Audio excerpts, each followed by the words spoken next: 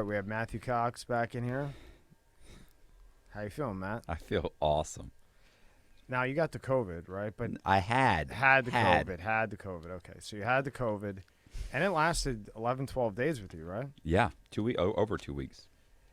Which I was shocked by because you run 4 miles a day in 28 minutes, which I didn't believe until you took a picture and showed me that you actually did it. I mean, do that all the time. That's insane. And, I mean, how bad was it? I mean, it was a really, really bad flu. But, it sucked. And it was exhausting because anytime I'd get up and go do something, anything, things I didn't even think. For instance, I had just moved into a new apartment, so I was putting stuff up. So I thought, well, I'll just go ahead and get organized. Literally climbing up a little ladder to put stuff way up on a shelf in my closet. After doing that 4 or 5 times, I'm literally having a hard time breathing, have to go lay down and go to sleep and take a nap for a couple hours, get up, and then I'm like, fuck, I'm bored. So then I go, you got to cut out the thing that I just cussed. And then, I once again would go do something, try and go actually, I'm going to clean out my car. No, you're not. I get out there, start cleaning, moving stuff around, and I go lay down. I mean, it was ridiculous. I'm just now at the point where I feel like I'm going to start working out again, start running again, start working out. Oh, so you still haven't ran?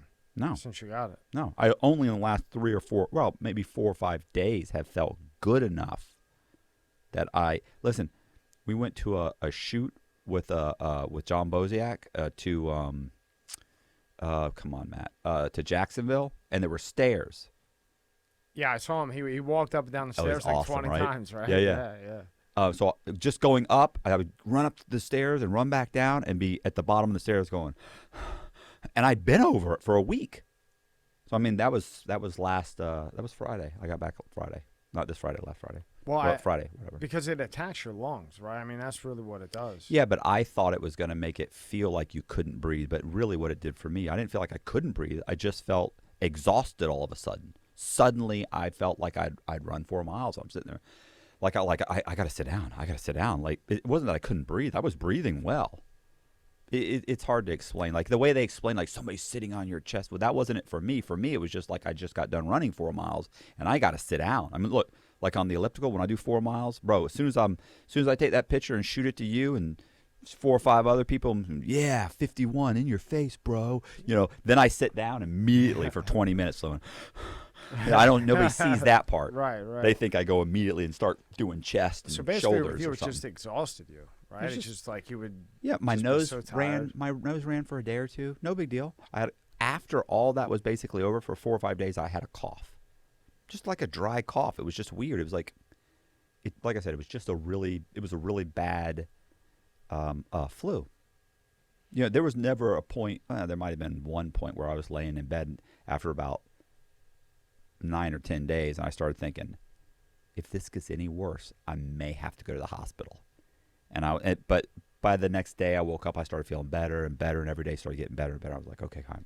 Yeah, they say at the 11th or 12th day or 13th day, if you're not starting to come out of it, then you might have like a real serious problem. Yeah. My friend Stacy's husband, he ended up going to the hospital. He had pneumonia. Maybe he tested positive for COVID.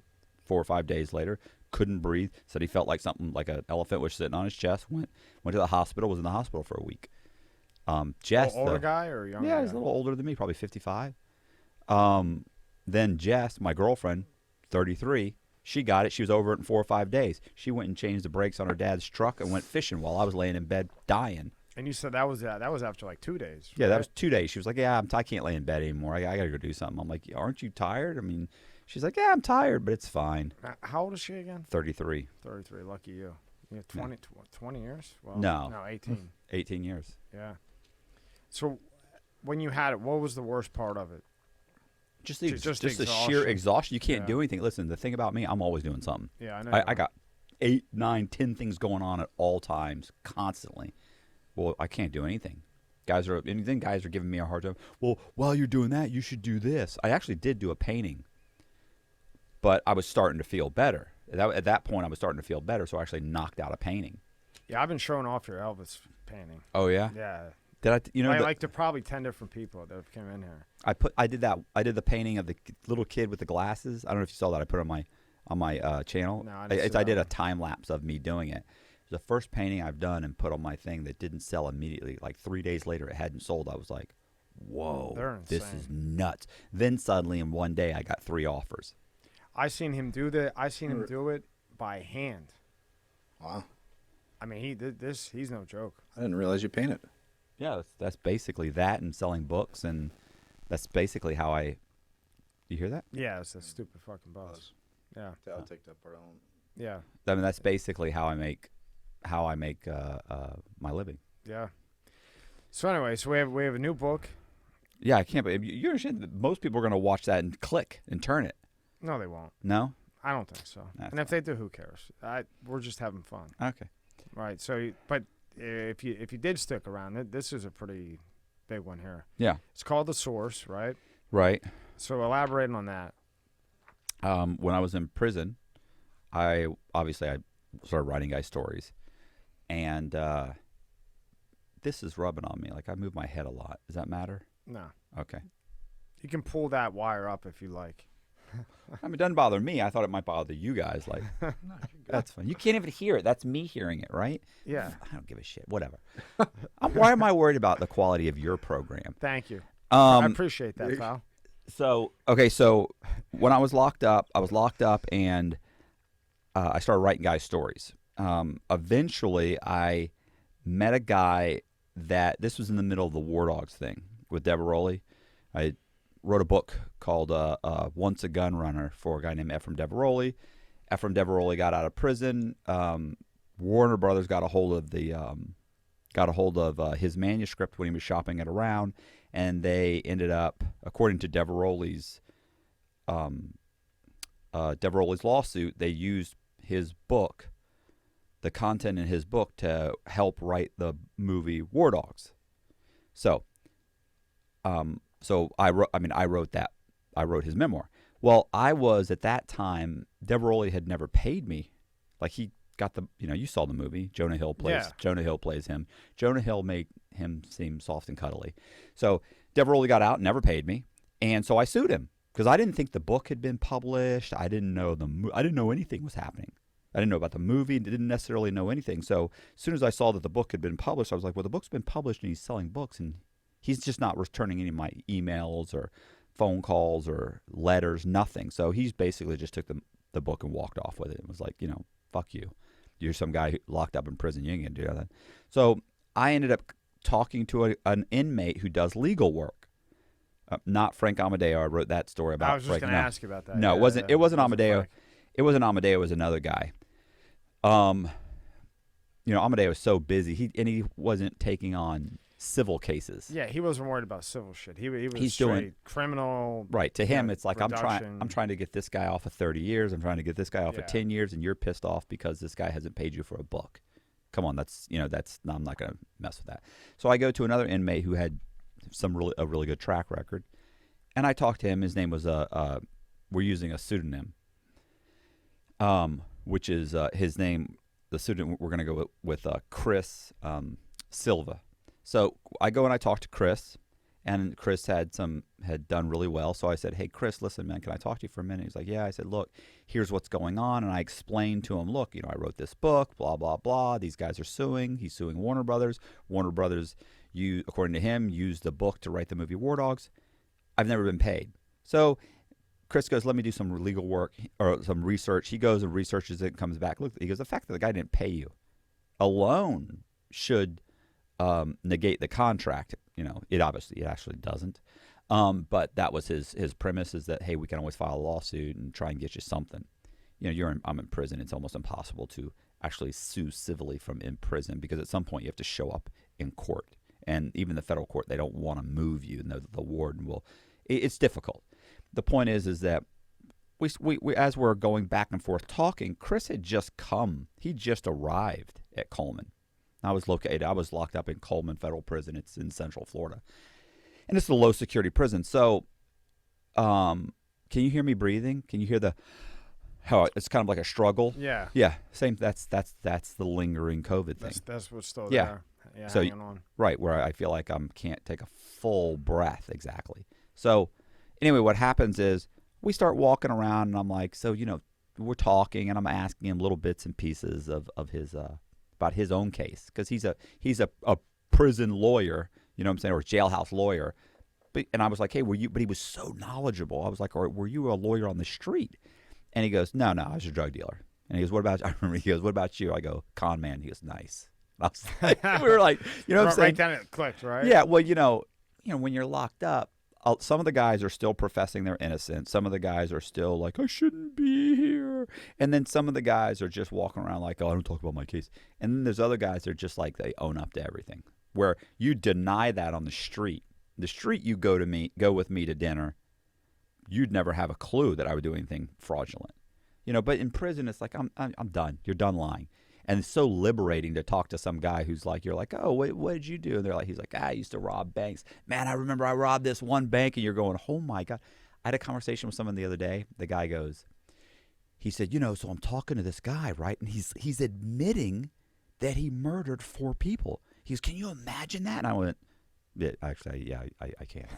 I used to eat lunch with murderers. There's like, these 2 guys are here for murder. This guy kidnapped somebody. I'm here for fraud. So yeah, I can't remember. But I said, I know that's a big deal for you, because you work at Walmart. So the point is we're talking and shooting the shit, and he's telling me how he started doing legal work. Because when he came in the system, of course, he's not a big guy. He's like, I'm not a big guy. I'm not, and he was in California. He's like, I'm not a big guy. I'm not in the cartel. I'm not affiliated to anybody. So what am I going to do? You know what I'm saying? He's like, I'm in a bad spot. He went to a pen, and he's like, so what am I going to do? There was a murder on his case. He was a drug dealer, but there was some ancillary murder, so he ended up in a pen. So he had to make himself useful right away. So he started doing legal work. And he speaks Spanish, so he started slowly doing legal work for cartel members, because it was like 80% cartel where he was.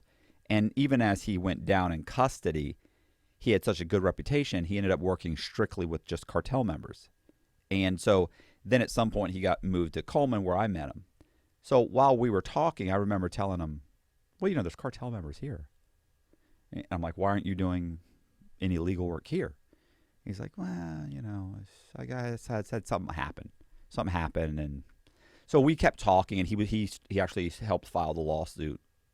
He talked to Amadeo, and they kind of put together this lawsuit, and we filed a lawsuit. But in the course of the whole thing, I kept probing, hitting him. Well, why are you here from California? Because you've talked to enough guys. Like, if you've got a case in California, and you're in Florida, or you're in Miami, Florida, or you're in Coleman, and you're from California, or you're from Washington State, it's like, why would they move you across the country? Right, and then you start to think, so they're going to move you across the country, number one, which That's they odd. don't want to do. No. You know what I mean? And then number 2, he's like known as the cartel lawyer. Right. And from what I know of the cartel, they're not just going to mess with anybody or No, talk no. to anybody. You know what I mean? No, actually, So that's a good you're point. starting to put A and B together, and you're like, there's more to it than what Right. I'm seeing on the outside right now. Right. So we start talking, and as we're talking, he ends up telling me, that I said, well, and I was like, well, why are you here? I mean, your jurisdiction is in California. Your family is in California. Everybody you know is in California. It's odd that they would. Now he's kind of like, all right. So he ends up telling me, the story slowly comes out where I tell, we start talking, and he knows that I'm writing guys' stories. And so what eventually happens is he basically tells me he was doing some legal work for a guy named Juan Garcia, which is an extremely generic name. And by the way, I want to mention this. Wrote this story like 4 or 5 years ago. Well, no, about 4 years ago? Like 3 or 4 years ago, I wrote the story. So you have to understand, and they're all Mexican names. So I'm going to butcher some names here. I'm not going to pretend like I can, I'm going to know the exact pronunciation of every name. So if I butcher some names. Don't worry, I'll make you look good, because when I try to mention any of these names, you'll be better than me. It's bad. It's going to be bad. So I'm going to also simplify the story because there are a lot of twists. We talked about this. You had looked at it. You said there's a lot of twists and turns in this thing. So the bottom line is that Chris had done some legal work for a guy named Juan Garcia. Juan Garcia he said he's probably 5 foot tall. And Juan Garcia was a distributor, or he basically transported cocaine for the cartel for a guy named Jose Pata. Now, Pata's like a distributor. So you have what happens is, let me break it down for you.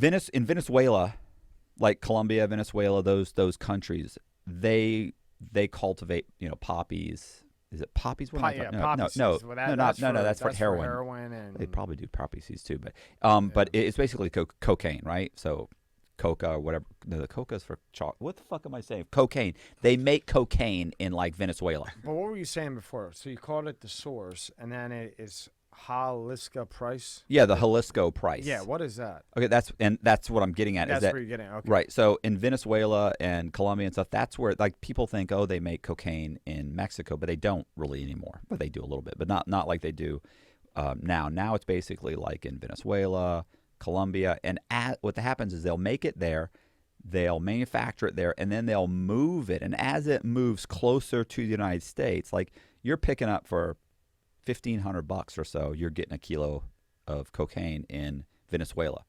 As it moves up through, Central America, South America, Central America, and when it gets to Mexico City, it's worth like $5,000. Then it gets all the way up to the border of the United States, and suddenly it's worth $7,500 or $9,500, right? So then, if you can get it from the one side of the border to the other side of the border, like New York. Well, no, I just mean like into Texas. Okay. Because think about it, once you're in Texas, you can just drive up to New York. You can go anywhere. It's like getting it across that border. It's just getting it to that point. Well, the border's pretty heavily, even though people sneak across it all the time, the point is that it's pretty heavily guarded. So, and these guys have to move. Getting caught with a truckload of cocaine coming into the United States it's an issue. Smuggling some guy, with a backpack of marijuana or something, or 4 or 5 kilos of cocaine is much easier to move than 500 kilos. Yeah. So what happens is they come across the border, and as soon as it gets here, it's worth whatever, 15,000, 18,000, whatever. Immediately now it's worth almost double. And so the Jalisco price is the reason it says the twisted tale of how an LA Kingpin paid the Jalisco price. Basically what I'm saying is the whole argument why this guy gets murdered is because he wouldn't agree to allow these guys to pay him the price of the Jalisco price, which is where the cocaine was in Mexico, as opposed to the American price once it entered. So if he had just said, I'll let you pay the Jalisco price, he wouldn't have been murdered. Like this whole thing wouldn't have happened. But he was saying, no, you owe me the price, this price. That's it. He wanted like the Venezuela price. This is actually in Mexico. He wanted Mexico price. Yeah. He didn't want the U.S. price. Correct. And then these guys owed him millions, which was the difference in probably $1 million. Yeah. So let's go back to Chris. Yeah. So Chris explains to me as we're walking the track and talking. He explains to me that he had done he'd done a case for this guy Juan Garcia. And Juan Garcia, this is the guy's real name. I'm not sure you could ever find him though, Juan Garcia. But Juan Garcia was locked up and was doing 25 years for basically being the ringleader of a distribution network for the cartel. So he came to Chris one day and said, "Hey, Chris, I understand that you have a great track record of getting guys' sentences knocked down. Like, and I mentioned this here, like an American wants to go home immediately. And Mexicans have a more realistic approach. They're like, look, I'm doing 25. If you get 10 years knocked off my sentence, I'm happy. I'm happy. I've already done 5 or 7 or 8. I can do another 4 or 5 and go home. Or they're like, can you get it knocked down low enough so I can get myself transferred to Mexico? And there's a whole kind of a thing where if you have enough money, you can go to a Mexican prosecutor, pay him to file an indictment against you in Mexico, and get you moved from the United States to Mexico, and then they'll drop the indictment. Deported, right? Yeah, deported. Yeah, because that's usually 5 years. Right, No or matter what extradited. So they can get you extradited. Well, as soon as you get to Mexico and you're on Mexican soil, they drop the charge, and now, they're boom, paid. Yeah. Yeah. So, and you just got out of having to do 10 or 15 or 20 years. So it's all about just kind of trying to get yourself knocked down. So anyway, Juan comes and he's talking to him. He's like, can we get my sentence knocked down or this and that? Not that Juan was going to do that. I'm just saying he had heard all about Chris.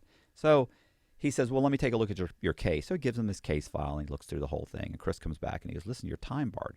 And the time bar basically means you have 1 year to file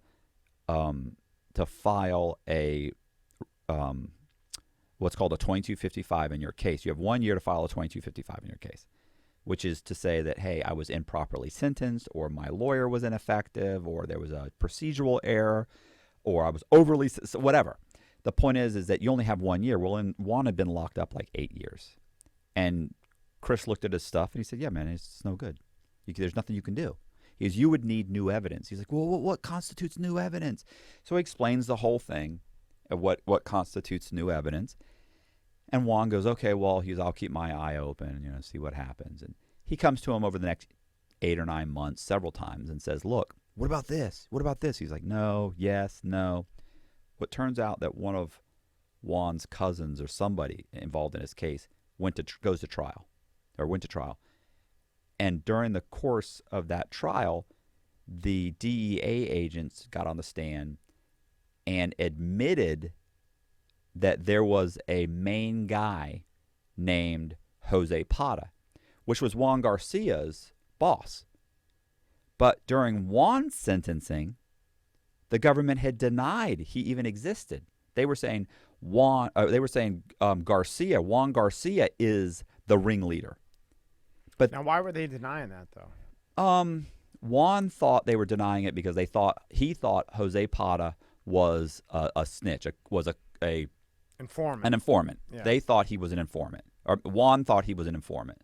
So Juan Garcia is saying, Jose Pata was my boss. I was not the ringleader. Jose Pata was. And the government saying this guy doesn't even exist. The only person saying he exists is Juan Garcia and his lawyer. So they're denying even exists. So Juan ends up getting what's called the leadership role, which was like 10 more years. So he's doing 20. He ends up getting sentenced to 25 years instead of like 15. That's called Kingpin. Kingpin. Is that what? I'm not sure he was charged. I'm not sure he was charged under the Kingpin. Oh, okay. But he basically was a kingpin. Yeah. Yes, he was a leader organizer. There's actually they're actually in New York. In some countries, in some states, they actually have a kingpin statue. Usually, we call it a kingpin if you're charged with RICO or with running a continuing criminal enterprise, which is actually two different charges. It's irrelevant. He was the kingpin. Like, he was the top dog. That's what we think. And the normal person thinks, who's the top dog? Who's the kingpin? That's the kingpin. That's the kingpin. Yeah. So they charged him as a kingpin, and they denied that the actual kingpin even existed. So he goes to trial. So he doesn't go to trial. He gets sentenced. He goes. He got 25 years. He got 10 or 15 years more than he should have. Probably 10 more years. So he's telling Chris about this. He's like, look, I found out that the DEA agent admitted the main guy was Jose Pata. But in my case, they denied it. And so Chris went, yeah, I still think that you're kind of maybe time barred, but sometimes. Because that's a big contradiction, right? It is a contradiction, and whether or not that constitutes newly found evidence is questionable. But here's the thing about federal judges. Federal judges, although they make mistakes, okay, and I'm sure there are, in a limited case, there are some federal judges that are just completely detached. The majority of federal judges follow the guidelines, although they are brutal. They follow the guidelines, and they try and do the right thing. And if you go in front of a federal judge and say, look, here's what happened in my case. Here's the screw up. Here's what happened. I'm doing 10 extra years. And the government starts arguing, doesn't matter, he's time barred, because the government doesn't give a shit. If you get a life sentence and they completely screwed up, they'll let you do the life sentence, even if you should be only doing 5 years. They don't care. They won't, it's not, listen, people watch Law and Order and they see the government trying to do the right thing. Yeah, it's fiction because they don't care. The point is a federal judge will most of the time try and figure out a way to fix it. But it's hell to get it to that in front of that judge. Absolutely. Or any federal judge, period. Right. And some once federal you're sentenced. Absolutely. Yeah. So Chris was like, look, let's get the transcripts. Maybe if I put it together right, maybe the federal judge will realize and, kind of go, look, man, you got to do something. What are you doing? I understand you can maybe force me to not give him something, but you got to do something. Keep in mind, too, these are still people. That U.S. attorney has to be in front of that judge again. He needs his word to be good. You keep coming in front of me, and everybody is saying you lied about this or you lied about that in front of a federal judge. Pretty soon, anything you say that's questionable, I don't believe you. Why? Because in 4 other cases, I know that you lied about this or you lied about. You see what I'm saying? And even with the public defender, they're going to throw that in. They're going to throw that out there. Well, yeah, they're always. Yeah, I'm saying they're going to use that as like hard evidence to get what they're. Well, it's going to keep coming up, especially if it's a repeated thing, especially if you've been sanctioned for it. I mean, listen, there are U.S. attorneys that have been sanctioned for brutally just blatantly lying in cases, and they keep them on. That's what I was going to say. Does anything happen to him? They get sanctioned. Maybe they get moved around or something. Next thing you know, he's prosecuting somebody else. Just like, yeah, but he lied on this other guy's case about him and got him 20 years. So instead of him being in he's Florida, all better. they'll say, hey, look, we got to get out of Florida, go to Virginia. Not even Florida. They'll move him just to another jurisdiction in Florida. Wow. The point is, listen, I know guys that been. I know there was. I am not even going to get into it. It's another case I have. A guy named Dennis Kory. This guy's what happened with this guy, brutal. And you know what ended up happening? They basically they fired him, and like 2 years later rehired him in a supervisory position, in even a higher position than the U.S. attorney was that had lied in this case. That buried him. Fabricated evidence, everything. Anyway, my point is this. The point is that so Chris starts looking over Juan Garcia's stuff. He goes back and forth to Juan. He's like, okay, I get it. I do see what happened. And you're right. This guy, they do keep mentioning Jose. They don't say Jose Pata. They keep saying Jose. He goes, yeah. He goes, and it's clearly the same guy. And this guy, you guys are all on the same basic case. So I think we can use that. So what happens is at one point, Chris gets a bunch of documents ordered, and they come in, and SIS calls him in, which SIS is the Special Investigative Unit within the prison, the Bureau of Prison. They call him in and they say, listen, you got a bunch of articles and some paperwork and stuff on this case right here. What's going on? This is a murder case. Is something happening? Why are you getting this stuff sent in? And I've had this happen numerous times. They'll catch stuff coming in. They just want to know what's going on. So he goes, I'm doing some legal work for this guy, and he explains what happened. He's like, and I'm trying to prove this and prove that. So I had that stuff. Okay. And he explains, look, this guy, the government's denying that this guy even exists. This guy, Jose Pata. And they go, okay, that makes sense. You know what? I'm gonna go back. So what ends up happening? Let me go back just one step, okay? Let's go through what he did. Who? Jose Pata. Okay. Jose Pata. So, like, what happened on 12/12/11? Oh, you're right. That's better. The backstory's bad. So you're saying, he gets murdered. We know he gets. Well, when you read it, you know he ends up right away. Yeah. Okay. Well, okay. What happened is this. Juan Garcia. This may be the worst version I've ever told of any story. So, Juan Garcia is moving product for Jose Pata. Okay. All right. We're not talking about half a key. We're talking about 400 keys, 200 keys, 1,000 keys, 900 keys, 500 keys. So Juan Garcia is moving it. He owns a trucking company. Goes out and buys a few trucks. They build these secret compartments in the trucks. So when Pata ends up getting stuff that comes in from Mexico, Pata gives it to Juan. Juan ships it around the country. Well, here's what happens is one of shipments get picked up every once in a while, right? Like you put it on a truck and it gets moved here, moved there. Well, every once in a while, a truck gets pulled over and it's searched and they find it. Or they get pulls over, they get searched, they don't find nothing. What ends up happening is one of Juan's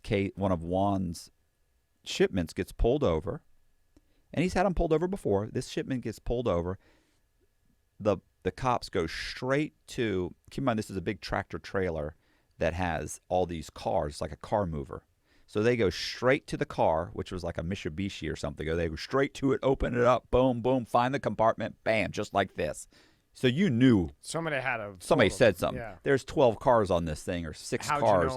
How'd you go straight to that? Yeah. So they go to the driver and say, you know anything about this? He goes, I have no clue about anything. I don't know anything about it. He's like, okay. They call the DEA. DEA comes in. They grab it. They pull out whatever, 100, 200, however many, bricks of cocaine are there, or kilos, and they grab them. And I'm saying bricks like the guys in prison. Sorry. Kilos, they grab, whatever, 100 kilos, however much are there. I don't remember the exact amount. Point is it was worth like $1 million or so. So it's a major issue. And they give him like a business card. So the DEA, I think it was the DEA, basically gives the driver a business card. They go, hey, the owner of the Mitsubishi wants to talk to us about these drugs we just seized. Here's my business card. Tell him to call me. Well, the truck driver calls, which worked for Juan, calls Juan up and tells him, look, this is what just happened. He's like, oh, my God. So he ends up calling one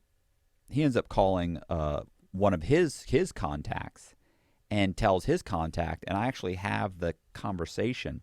I actually have the transcripts of the conversation. Where did he get pulled over at? What state was that? Was it Cali or? No. This is like in the Midwest somewhere, like just outside Chicago or New York or something. And this is like this, you know what I'm saying? Like this is way outside. Like they let him drive like 1,000, 2,000 miles before they pulled him over.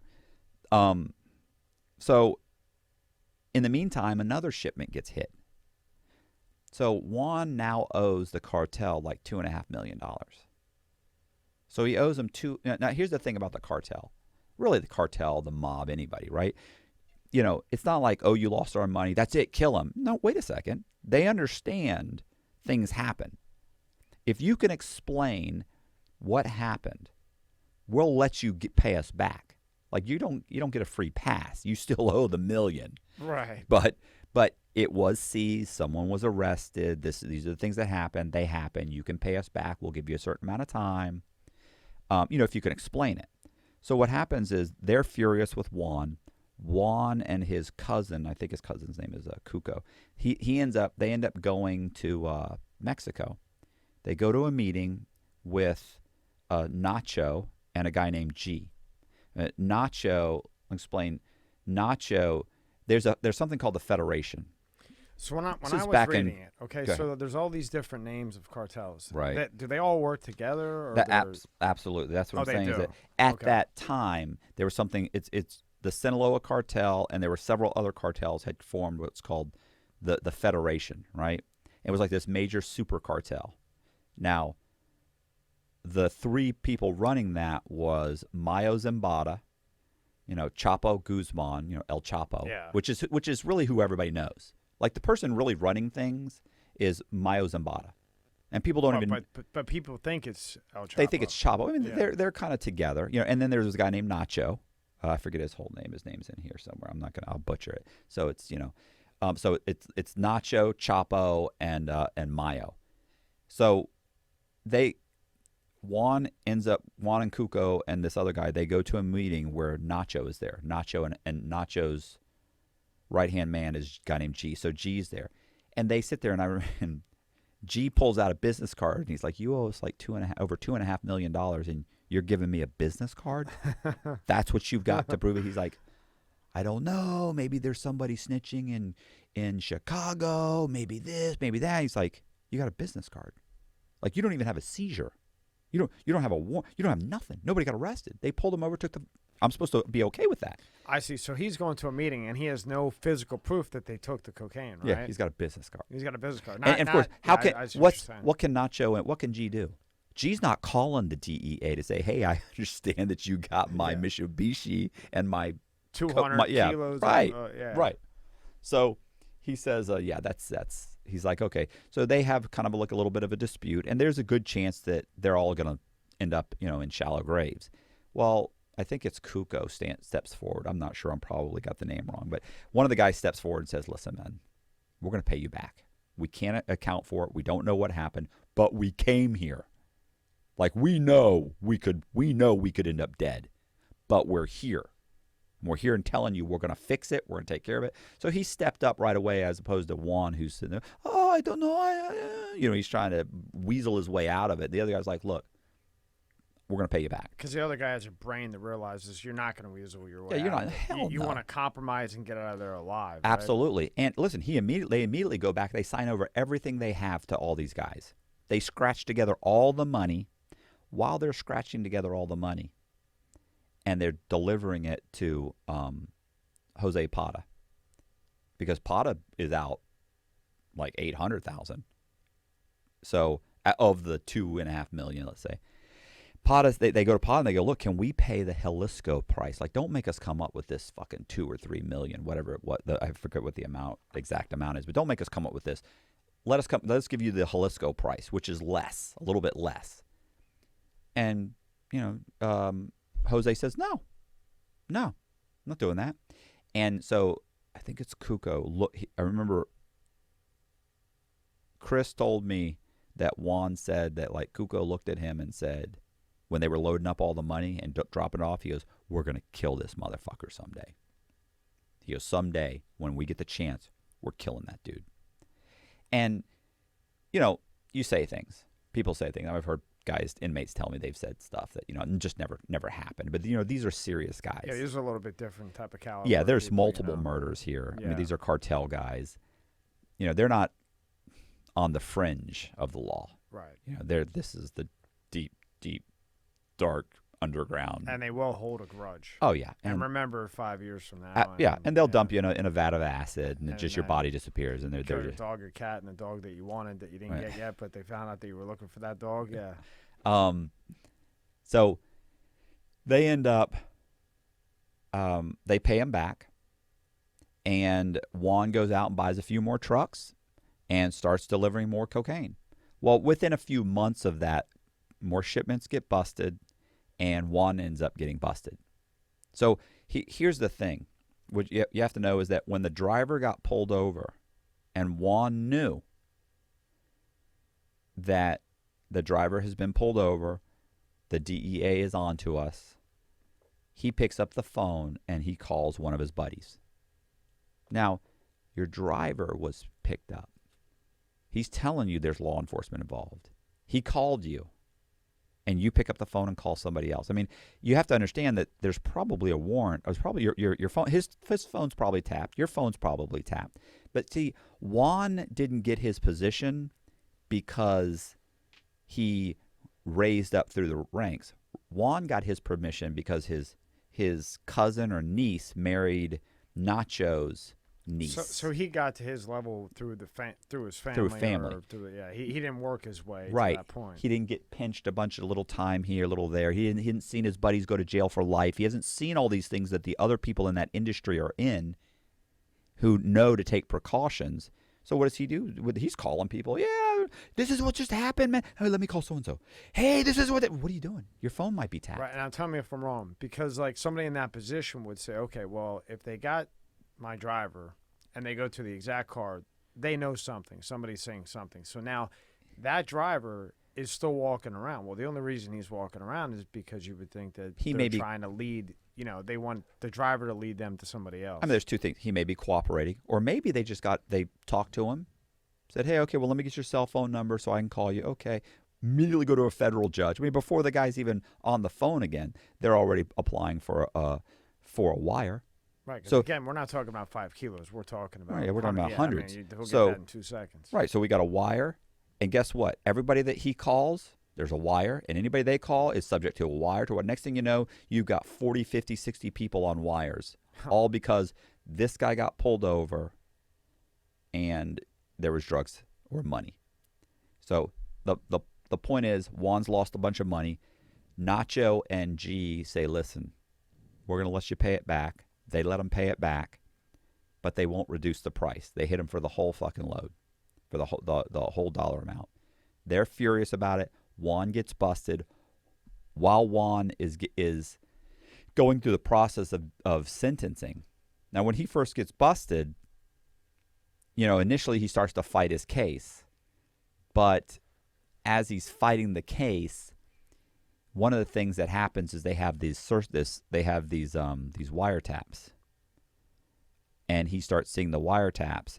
So his lawyer, which is a big time cartel lawyer in L.A., he puts in a motion and has a court case, or has gets a hearing in front of the judge with the U.S. attorney, and says, look, he's trying to get rid of he's trying to get rid of all of the wiretap evidence by saying, look, there's a guy, you guys only got this evidence because Jose Pata is an informant. So it's an argument that you don't need a warrant when you have an informant. Now, Juan thought Jose Pata by this point was an informant because several other people that he knew were in jail, in county jail, or U.S. Marshals holdover, were all there, and all of them were like, well, some of these guys, other guys are saying he's a snitch. Why? Because he dropped off 50 kilos to me, and they pulled me over 2 miles down the road. Wait, so when you go to court, if you sign a deal with them that you're going to cooperate, anything that person gets can stand in court? Like, you don't need that, like the judge will take that into consideration? Yeah, typically really? I get arrested and I start cooperating, they'll let you go. They'll let you go and work for years if you're really providing arrests. So Juan was trying to say that Jose Pata was an informant, and he's the reason that you got, or therefore you didn't need wiretaps when you actually had this guy. And it's an argument that sometimes you can win, sometimes you can't. Well, he lost it because the government came in and said Jose Pata is not an informant because there is no Jose Pata. We don't know who Jose Pata is. We've never heard of Jose Pata. I can't believe they played that shit. Well, but he wasn't an informant. At that point, they may or may not have known who he was. They probably did. Keep in mind, this is a guy who'd gone to jail. He'd been in the state system. He was currently on probation. They may or may not have known who he is. But keep in mind, Juan's lawyer didn't even come in with evidence saying, no, he really exists. Because obviously, when you're in there thinking that the government's going to just say, yeah, okay, he is an informant, or yes, Your Honor, or okay, fine. Instead, they deny he even exists. So the lawyer doesn't have any. Yeah, it throws him off. Right? Yeah. And so what happens is they end up charging Juan with the Kingpin role, right? Like, you're the leader organizer. There is no Jose Pata. Juan saying Jose Pata is the leader organizer, not me. Well, they give Juan 25 years. They give him 25. His co-defendant gets like 25. Some other guy gets 20. They all just plead guilty. They can't go to trial. So they've got all this wiretap evidence talking about drugs and seizures of cash and all these other things. He's going to get a life sentence, so he takes 25 years, goes there. While he's there, he meets Chris. So Chris is talking to him. They go through the whole rigmarole of you've got your time barred. Then Juan finds out that the government did admit that there was a Jose Pata in another case. I want to ask you something quick that just before you get into that. Yeah. Why do you say that the O'Brien cartel is fictional? The fictional O'Brien cartel? Oh, I'm butchering that. Yeah. You mean I compared Jose Pata to the character in the movie Traffic. Okay. Remember the one? I forget what they call him, but he's like a rich, good-looking guy that everybody thinks is legit. He's married to whatever Zeta Jones, whatever the. You know what he's talking about? No clue. You've never seen Did you ever see the movie Traffic? I don't believe so. Traffic. No. Are you serious? It was I'll amazing. put it on my list. It was amazing.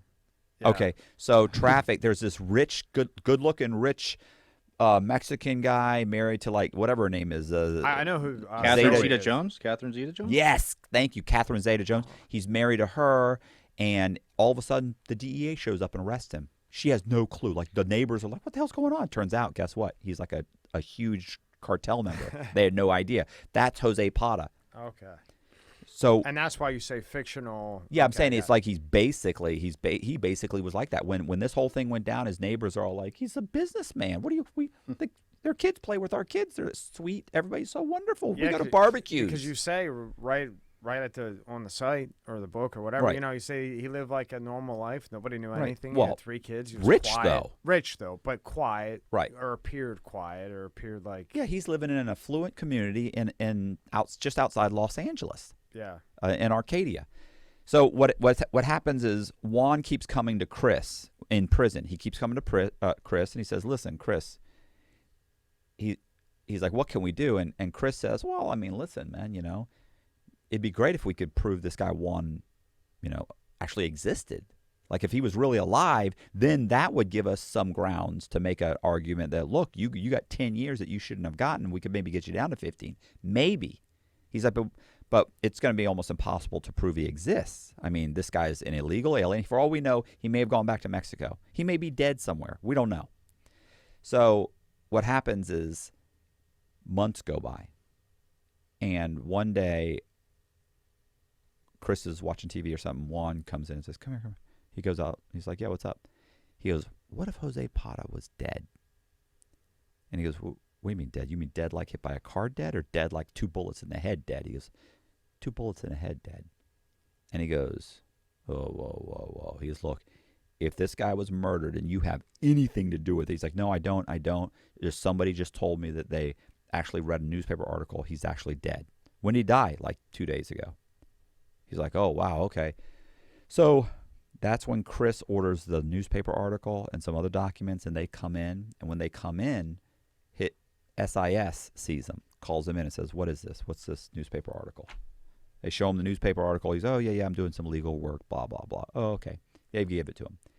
So when they're talking to him, they go, well, how are you going to prove that this Jose Pata is the same Jose Pata that we're talking about? Jose Pata is basically like, it's like Frank Smith or, Brian Simpson or whatever. John, or Tom Jones. It's extremely Tom Miller. It's extremely Miller, common. Yeah. So Jose, that's half. That narrows it down. Yeah, that's half of Mexico. And then you throw in the pot at the end. Yeah, that's basically like Smith the other or 25%. Brown. So now you're looking at 75%. Yeah. We still even if you're looking for them in Los Angeles, you still got a couple thousand. Yeah. So he's like, how are you going to prove that? He's like, yeah, I don't know. You know what? You're right. This could be any Jose Pata. So it's like, how do we need somebody that's other than Juan saying, that's him. So here's the interesting thing. Jose Pata, the way he was murdered is this. And this is what really upset Chris, by the way. Yeah, okay. That's crazy.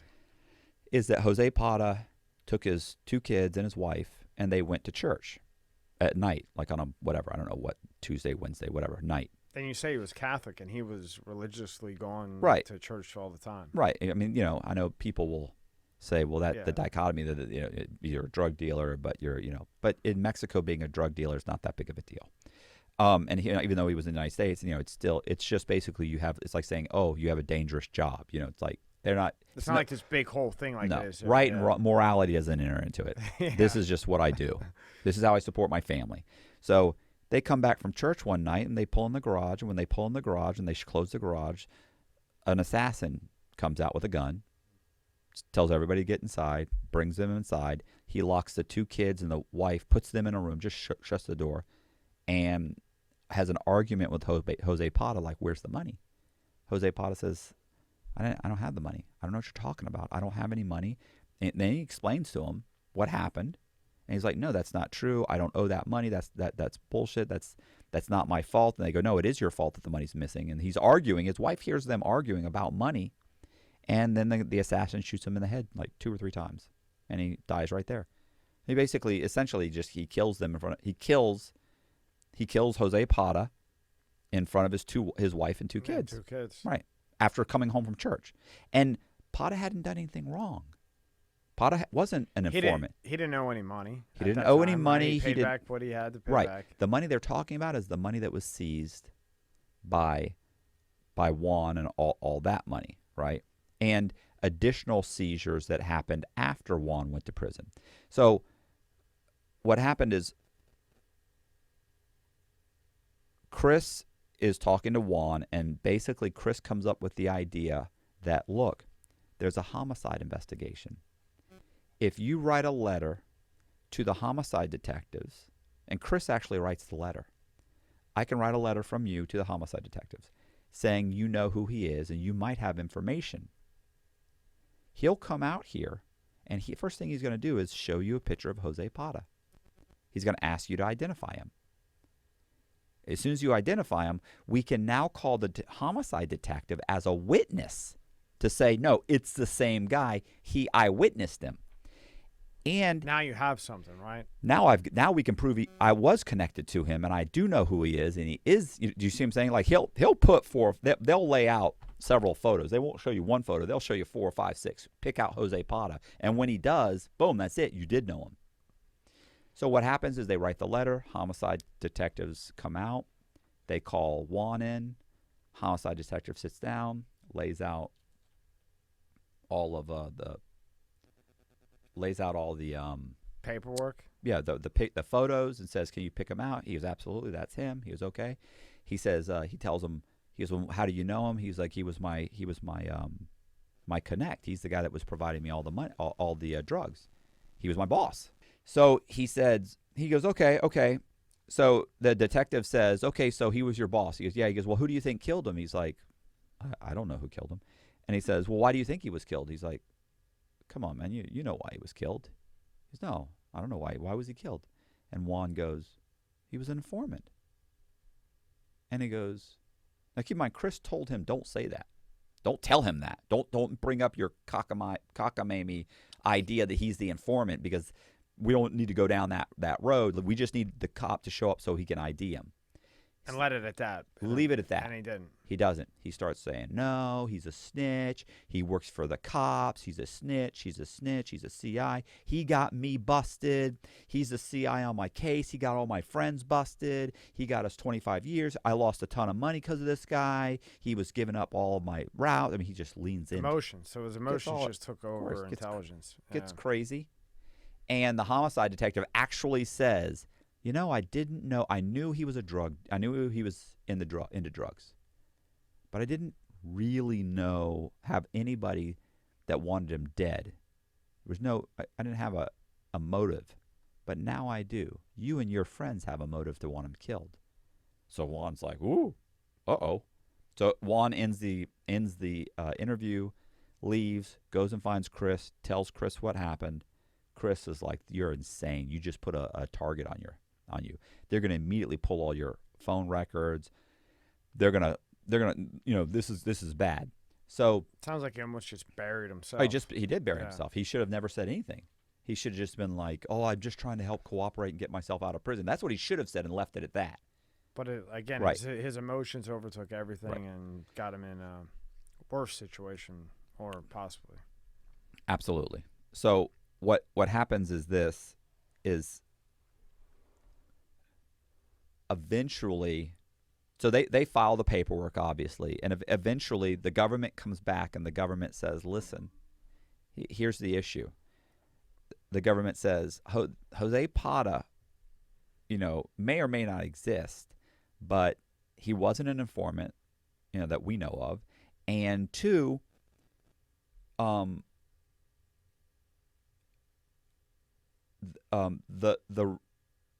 even if he was an informant, it doesn't negate the fact that he was not the source of all of these phone taps. Juan Garcia was. Juan Garcia's phone was one of the first phones we tapped, and then he was calling everybody. He's the one that got everybody wired up. So your own stupidity, Juan, is what got everybody messed up. Right. He was the beginning of the end. Absolutely. In so many words. And you're screaming about this guy. Well, this guy, one, we don't even know necessarily that he even exists necessarily, or that he was involved. He certainly wasn't a CI that we know of. And on top of that, he wasn't our catalyst to get all these wiretaps. He wasn't in the organization. And on top of that, you're really the reason. And the kicker is, we already told you all of this. You know all this. We gave this stuff to your lawyer. So Did he know that? Yeah, what happens is Chris goes, they sent us a letter showing that they mailed you all this stuff when you were locked up before you got sentenced. Oh, God. And so he said, oh, yeah, they did mail me some stuff, but I never looked at it because I had a lawyer. Why would my lawyer was taking care of all of that? No, because he was too busy watching Spanish TV and didn't have time to look through the documents that they. So his lawyer presents a defense that's completely screwed up, and he's now giving inaccurate information to his jailhouse lawyer, who's filing paperwork using inaccurate information. So the whole case gets thrown out. The whole case is like, you're time barred, you're done, you can't bring up this information, you've had this information, you're done. So it's over. Kind of. The problem is... Now, how many times have you seen that happen where somebody will get like a letter in the mail and it will be like serious stuff, but they don't give it to the lawyer, they just throw it away and it ends up crushing them in the end? Have you seen that happen a lot? Oh, yeah, I've seen it happen. I had tons of stuff being mailed to me. When and I looked over it, but I've seen lots of guys. First of all, a lot of guys, I was locked up in Atlanta for a long time, for almost a year, and a lot, it's probably 80% Mexicans that were locked up. In Atlanta? Yeah. Maybe 70, probably 7. No, it was more than that. Let me tell you, you know why I know it was about 80%? Because they were the ones who were running the TV. Like the black guys weren't running the TV. There was only maybe 20-25% black guys. Like there's maybe in Atlanta. Yeah. Wow. Because there's just that many Mexicans getting busted up there. So, they're all there for drugs. Right. And what's so funny about that is that, like, I mean, I told you, I think I told you this, where the one guy, I was in the shoe one time with this big black guy. He got into a fight with like 10 Mexicans, and I was like, "What happened?" He's like, "I tried to change the TV." Like, and I go, "Are you serious?" And he was like, "Listen, man." He said, he goes, the black guy was like 6'2". He's like, "Look at me, I'm 6'2". They're tiny. He goes, "But man, there was 10 of them." He's like, "Once they got me on the ground," he said, "it was over. I was screaming for the guard. He's banging on the door trying to get away from him." You got 10 5-foot-tall Mexicans beating your ass. It's a problem. Yeah. You don't care how tough you are. Yeah, they're like wolves. Right. Like wolves coming at pack. Yeah. Yeah. All because he tried the TV. You know the TV is just a major problem in prison. So the point is this, that I've been locked up with lots of guys that got, like, for instance, a lot of Mexican guys, like, they don't even have anybody to read the legal work. They can't read English, and they're getting everything in English. And their lawyer will be like, "Oh, well, when I come in 3 weeks, I'll read it to you." I know. Okay, well, what if it's 30? What if it's 30 pages? A lot of times the lawyer will just be like, "Oh, it basically just says this. Like, I don't have time to read all this to you." But it could be crucial, super important thing. Yeah, it could be crucial. Nobody knows. They can't read it. So then they end up having somebody like Chris read it and explain it to them. Anyway, the point is this: is that he just blew it off. So he ends up being essentially, he's time barred. He's not allowed to reintroduce this information. It's done. It's over. No big deal. The problem is the homicide detectives are still looking at him. So your criminal case is over, and now you maybe have just basically. Now you have a murder case. Now you have a murder case. Might be looking at. Yeah. So what happens is the homicide detectives start talking to SIS, and SIS says, "Listen, we know the guy doing all this legal work spends a lot of time talking to him. You might want to talk to him." So they call Chris in. So Chris walks into the lieutenant's office one day. Lieutenant says, "Oh, you got to go over here to R&D, which is another department." So he walks in the department, no big deal. "Oh, go in that room. Somebody's in there for you." What? And he walks in the room. Boom, there's an FBI agent and a detective, and they're like, "Hey, we want to talk to you about the Jose Pata murder. We understand you're doing this guy's legal work, Juan Garcia." Now, this was in California. It was 80% cartel. Chris said, "I looked at them and I said, if I don't walk out of this room in the next 30 seconds, I'm a dead man." He goes, "I can't talk to you in this prison. You want to talk to me? You got to get me moved. Get me moved to the low security prison in Coleman, Florida." And that's across the country. You can't get any further. Yeah. So unless it was Miami.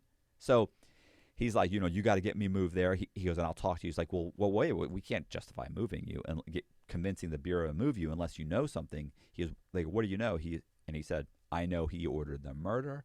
I know how he ordered it. I know everything. Because by this point, Juan had admitted to Chris that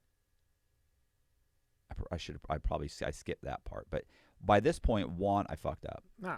By this point, Juan had admitted to Chris that he murdered him. That Juan had already admitted. By the time they got into the argument about the homicide detectives, over the next several months, Juan starts giving him a little piece here and a little piece there, and finally pieces of information, and then finally he just says, "Look, the guy was a snitch. I don't care what the government says. He was a snitch. He got me fucked up. We needed to be able to prove that he existed. So he told, like, somebody, or I think told Kuko or someone to have a hit ordered? Yeah, order a hit. And the only person, and remember the guy G I mentioned? Yes. G knew where he lived. Oh, okay. So Kuko, G, all these guys. And keep in mind, none of this can happen without Nacho, El Chapo, and Mayo knowing about it. They have to So okay El Chapo would have to approve that? Yeah, all of these guys Wow. would have to approve it. Holy So shit. we had to approve our American distributor getting murdered because we think he may be cooperating. And all of that's as a result of Juan saying he's the snitch. I know he's the snitch. Here's why, and names off all these different busts. And multiple people are saying it by this point. So they have him. They send the hitter. The hitter murders him. Well, he admits that. He finally admits that to Chris. And Chris tells him, he's like, what should I do? What should I do? What should I do? Chris tells him, contact the homicide detective. Tell him you want to talk to the FBI. Tell him you'll cooperate. Because all of these guys know you ordered the hit. All of them, when they get busted someday, are going to tell on you. And he, of course, is saying, I can't do that because they're going to say that I'm the one that ordered it. And he's saying, all the more reason for you to talk first. Otherwise, because it's coming out either way. You're not getting out of it. Right. What happens when Kuko what happens if any of these guys get busted on American soil, they all cooperate. They're going to cooperate. You're just done. It's over. So, what am I going to do? 3 life sentences, or do you try and cooperate your way out of it? If freedom is at the end of that tunnel, some people like El Chapo. But aren't you dead either way? Not necessarily. Look at listen. One of the biggest snitches out there is Mayo's son. Mayo's son got busted. Mayo's son did 2 or 3 years. That's it. We're talking about we're talking about dozens and dozens of murders. We're talking about millions of tons of cocaine coming in. He actually handed over, I forget what it was, $300 or $400 million to the federal government. Basically paid a fine, did 3 or 4 years in the BOP, and got out. Still alive. You do understand, El Chapo, Mayo, all of these guys have cooperated. El Chapo did? Absolutely. Yeah. All of these guys were They're giving schooling me on the cartel thing. I just know that they're crazy. The Jalisco cartel, the New Generation cartel. El Chapo was giving information through his lawyer to the DEA to knock out his competitors. So you're kind of like a Whitey Bulger thing? Right, exactly. Okay. But on a huge scale. Yeah. So, matter of fact, when they eventually caught his lawyer, they caught his son. All these guys get grabbed, right? His lawyer walked away. His lawyer, who had also been indicted, literally they go to him and he says, look, I want to walk away. I gave you all this information. I'm walking away. It all came from El Chapo, and walked away. Mayo's son stepped in his place. They busted Mayo's son while he was giving information. And when Mayo's son said, I'm going to go to trial, I'm going to tell all the information we've been giving you, they said, look, give us this much money, do a couple years, we'll let you go. Wow. Let him go. Did a few years, let him go. I have all those documents too. I got a story on that. That sounds like a good one. But actually, that's been in like the New York Times. Like, there's all these news. Yeah, there's maybe- all these articles. I You mean, should- that, are maybe you that should be the next one that you push. yeah, you know more. Chicago, New York kind of stuff. You're more. Well, I'm from up north. Yeah, you know more of that kind of the mafioso type. You know all that gossip. I barely know any of that. I know all the stuff in the cartel, like New Generation. See, and I don't know anything. oh, about they're the brutal. cartel. That's Bro, what I it's was brutal. asking. Like all these different names, and then Look, they look. get along. And Oh, it's brutal. Listen and talk when I about. think of the when I think of the cartel, I think, look, if you cross them, like I said, they will take out you. Well, first they'll take out your dog, like your best friend, your dog, and they'll let you live through that and watch your dog die. Then they'll kill your cat. You know what I mean? Like that's what I think. Listen, the New Generation cartel hired commandos from the military, from the Mexican military, hired commandos that were trained by American Special Forces and called the Zetas. They have their own military wing. I mean, they're not fucking around at all. No. They're not playing at all. These are guys that are shooting military Missiles? helicopters out of the sky. They're blowing military helicopters out of the sky. These guys have military. They've got training camps, everything. There's been a massive war between the cartels for a couple decades now. But whatever. Yeah, That's something back else. to the thing. So when he goes in and he's trying to get transferred out of there to talk to them, Right, They what- transfer him on his word. On his word, they transfer him. He goes in and says, "Look." He admitted it. Not only did Juan tell him, Juan has told him in front of another inmate. So Juan's admitted he ordered the murder not only in front of Chris, but in front of Chris and another guy. So now you got two guys to back up. And Chris knows how the order was made.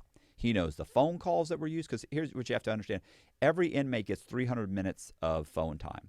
So let's say I have 300 minutes, but if you've got a month. a month. What did I Yeah. say? You just said 300 minutes. I'm sorry, 300 minutes. Thank God you were here. Well, I think it just plays into Right. the story. Yeah. You know. You get 300 minutes a month. Well, I'm obviously going to use that up right away. But if I have money and you don't have any money, I could put money on your books and buy your minutes. I mean, you're not supposed to do that. You're not supposed to do that, but you can. Guys do it all the time.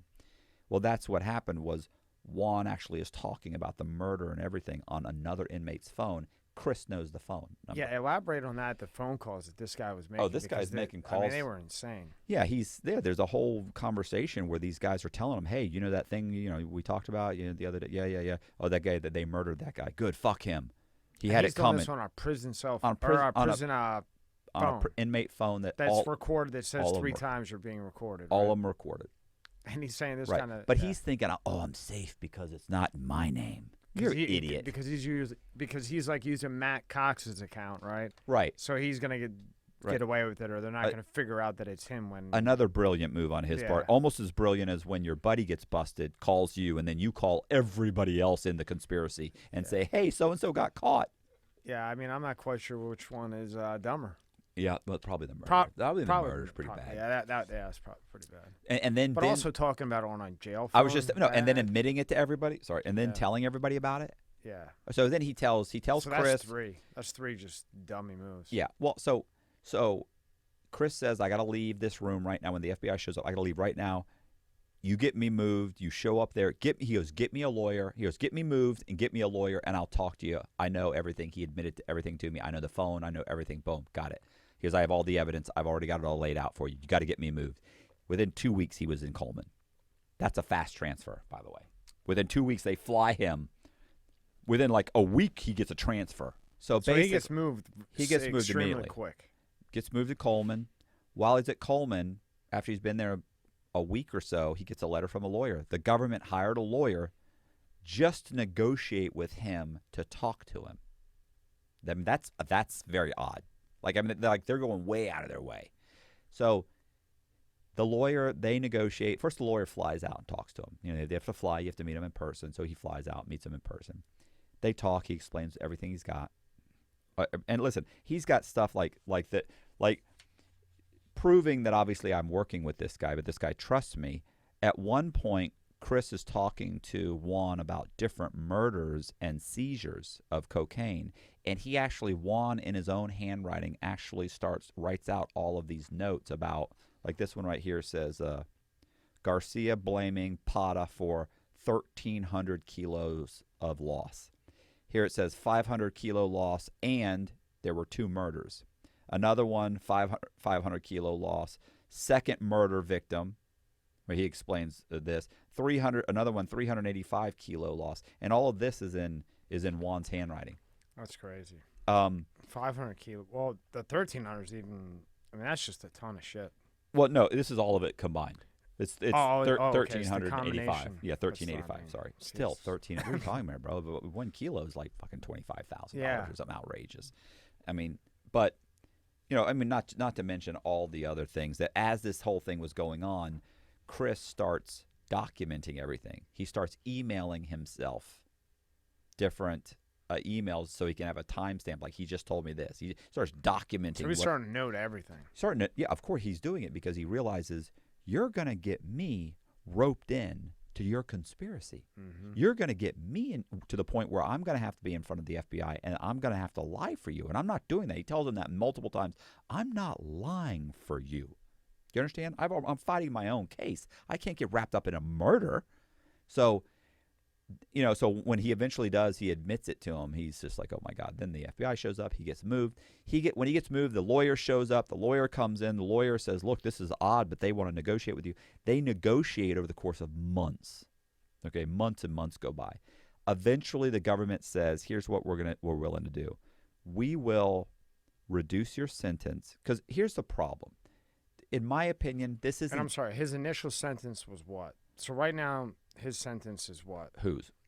Chris's? Yeah. It's like 30 years. Let's say roughly. I don't want to say too much. It's roughly right. Be. I don't want to say anything too much about him because he's incarcerated. Okay. And here's his big problem. His big problem is this. This guy's got me involved in a murder. It bothers Chris that they dragged Pata out in front of his wife and kids and murdered him when he hadn't done anything wrong. It's now 100% for sure. He's positive the person that got everybody busted was Juan. Juan won't admit that. He keeps, no, that's not true. They're lying. And, of course, Chris is saying a U.S. attorney is not going to blatantly fill out paperwork and file motions lying about the existence of someone. Okay, they're not going to do that to the federal judge. For sure, they're not going to blatantly do it like these guys. Why wouldn't they just admit it? So there's all these things, and on top of that, why would Pata be informing on his own shipments? This isn't a guy who's making millions of dollars a year and he's giving him a kilo. He's giving him 500 kilos, 1,000, 500, 500. So you're not going to, even if I'm going to be an informant, I'm not giving you all my shipments. He's losing millions and millions of dollars. It's too much. It's over the top. Yeah. I'm going to give him yours that doesn't affect me. Right. But I'm not going to bring the money in.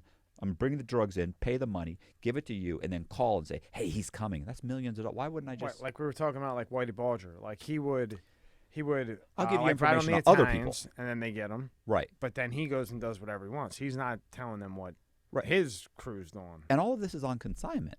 Yeah. So it's not like you paid me the money and I got the $1 million for the cocaine and then I called. No, I'm giving it to you on consignment. It's you owe me the money. So if you get busted with my drugs, I lose the drugs. So the point is that none of it makes sense. And Juan, just his little ego won't let him, or his huge ego on this little tiny guy, won't let him admit. Little tiny guy. Oh, he's like 5 foot tall.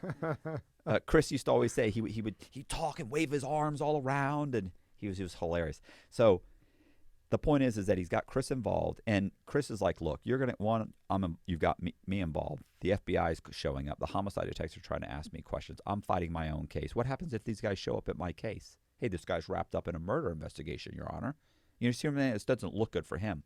So he negotiates and says, look, I'll tell you everything I know, but you have to, as soon as that happens, you have to reduce my sentence and release me from prison. He's almost getting out anyway. He's close to the door anyway. He's like, just cut me loose. I've already done 20 years. I'm a few years away. Cut me loose. You can't let me cooperate against the cartel and leave me in prison. It's 10 times easier to kill me in prison than it is. At least they got to find you when he's on the street. Exactly. Right? Exactly. That's and what it's just, the word gets down quick. Well, that's what everybody always thinks. Oh, well, at least he's in prison and he's safe. Yeah. talking about? Safe from what? Yeah. So he's like, you can't leave me in here. So that's his whole thing. I'll talk to you guys if the moment you indict him, which means now his name's going to be a part of all the whole case. You have to reduce my sentence.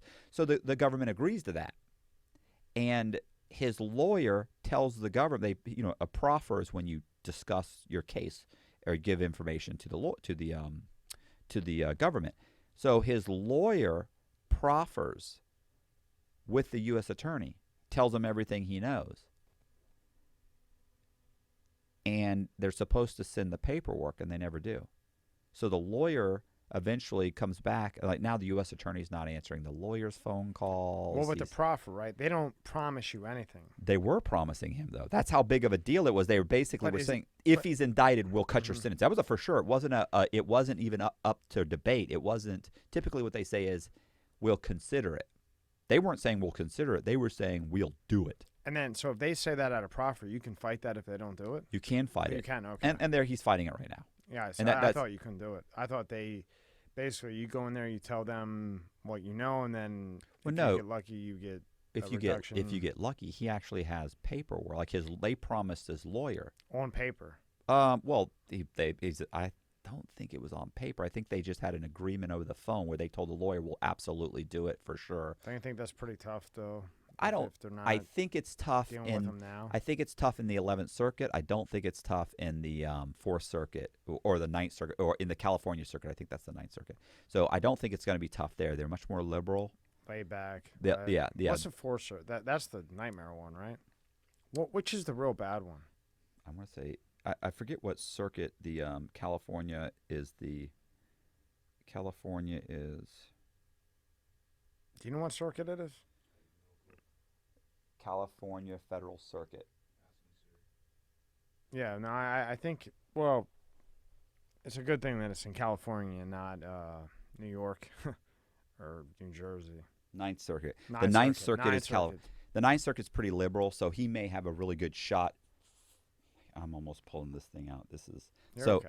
All right, so anyway, so right now he and his lawyer are arguing. His lawyer is saying, you promised you were going to reduce his sentence if he proffered. I proffered for him. Government's just kind of blowing it off. So he's actually filing like a 2255. There's a whole thing in the court right now. They're arguing.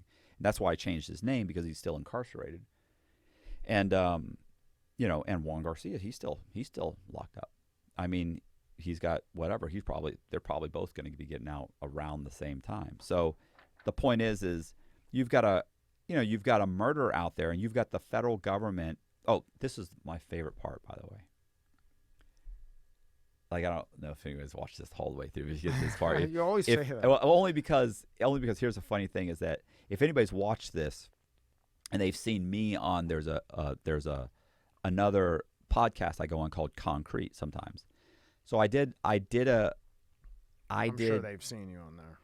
So I did a podcast on Concrete, and it got like a million. At this point, I think it's like at 1.5 now, 1.8, something like that. So, and you're over $1 million on Valuetainment too. Right. So what's funny is Concrete was around $1 million, and I was still kind of piecing this together, right? I had just gotten out of the halfway house and done Concrete and everything. So I actually called the homicide detective in this case. So I contact the homicide detective. I call the homicide, the department, and this guy answers the phone. Right, they have like a random cop answer the phone, and he answers like, yeah, homicide unit. I'm like, hey, I need to talk to this detective. They're like, well, what's the case on it? It was for the Jose Pata case. And they go, hold on, when was he murdered? I give him the murder, the date. He goes, hold on, okay, that's officer detective so-and-so. He's not in right now. It's his day off. I was like, okay.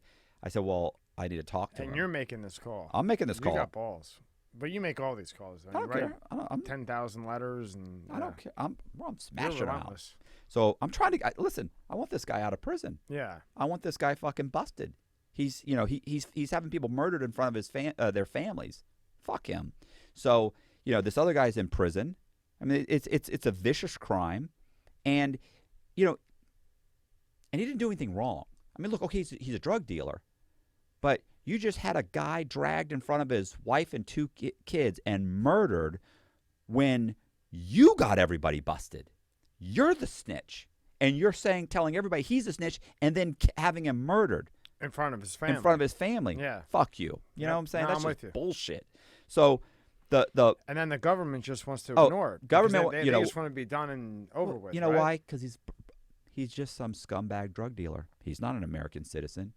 You know what? His 2 kids and his wife are American citizens. I'll bet they want the murderer. You know who else wants the murder or wants this guy charged with murder? The homicide detective. So I call the one that did all the fucking legwork. Right. I mean, these guys really, you know, they get passionate. They do. Yeah. They're the top. That's really every cop that goes into the force. They all want to be a homicide. You know, probably they get disillusioned throughout the whole process, but that's the cream of the crop as homicide detectives. And these guys are passionate. Like they're like, I don't care about any of this other stuff. This person was murdered. And it's there's just no worse crime.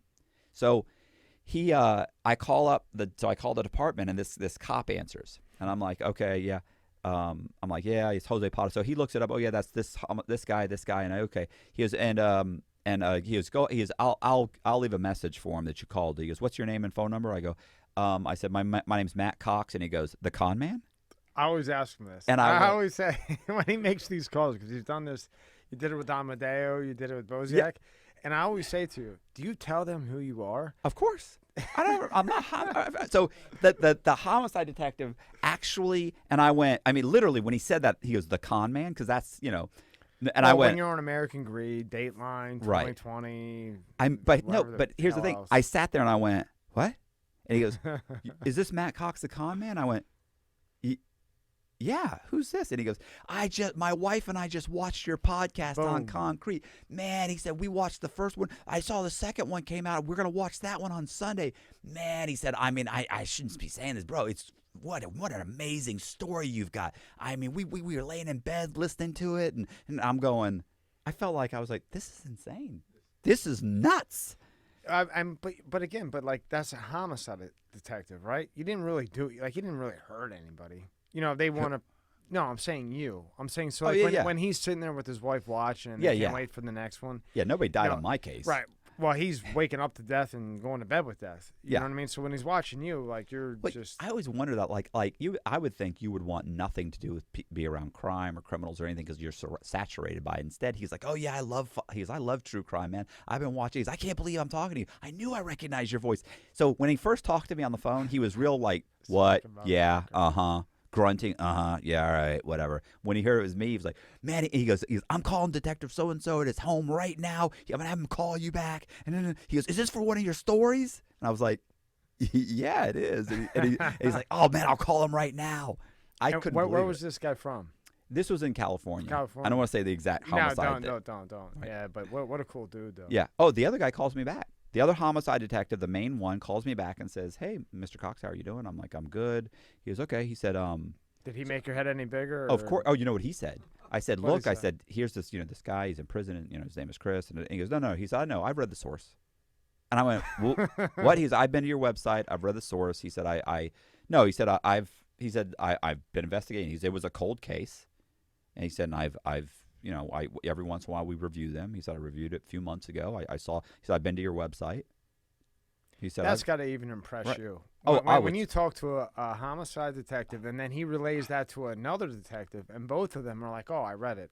Even you. I was, Danny. And your head is bigger than this Oh, it's room. ridiculous. Yeah, I still can't believe it. When I went back and I told Danny, Danny's so arrogant. He goes like this. Danny said, I go, Danny, this is what happened. Blah, blah, blah. I said, can you believe this guy's in California? And he goes, well, you do know that YouTube's worldwide, right? It's global. And I was like, it's only 1 million. He goes, yeah, but they're in law enforcement. They probably watch. Danny, thanks for trying to throw the pin, but Yeah, luck. he's just- no luck, pal. Just, All right, so he talks to you. Yeah. He talks to me, and he basically, I said, hey, he said, look, we've tried to contact this guy Chris several times. He keeps telling us to talk to his lawyer. We talked to his lawyer. They want an agreement. You understand? I can't get an agreement from the federal. We're state. I can't get an agreement with the feds. The feds are giving us the runaround. He said, I don't know what to do. He said, is there any way you could possibly get me the evidence? He said that, apparently you have a packet of evidence. He said, that would help me out. Maybe it'd move forward. He said, this guy has to understand he has to provide us something so I can at least go back to the U.S. attorney and say, look, he's got this, he's got that. Here's what I'm so glad we talked about this. The homicide detective told me that he said, when I explained, I said, yeah, he goes, I understand. Hold on, the first one you talked to, or the one Second that he one, relayed the to? main The main homicide, guy. main homicide detective, which is a new one, by the way. In the book, I mentioned the homicide detective, but that guy's retired. This is another guy. Okay. This is the guy who's on the cold case file, because Pata was murdered in 2011. Right, 12/12/11, right? Right. Yeah. So he says to me, he says he re-looked at like the whole case recently, because guess what Pata did? I mean, guess what Juan Garcia did? Juan Garcia went to another prison and admitted to another inmate that he had Jose Pata murdered. So now you got 3. You have he's admit 3, yeah. Yeah. We got Chris's buddy, but now in a completely different prison Situation. Someone else years Yeah. later, he's now admitted it to another person. Right. We have handwritten notes, we have phone calls, we have you've got a motive. You have proof he knew him. We know exactly why it happened. Like, all of this is Everything's lining up. everything's laid out, except that same thing. I believe it's the same story with the other guy.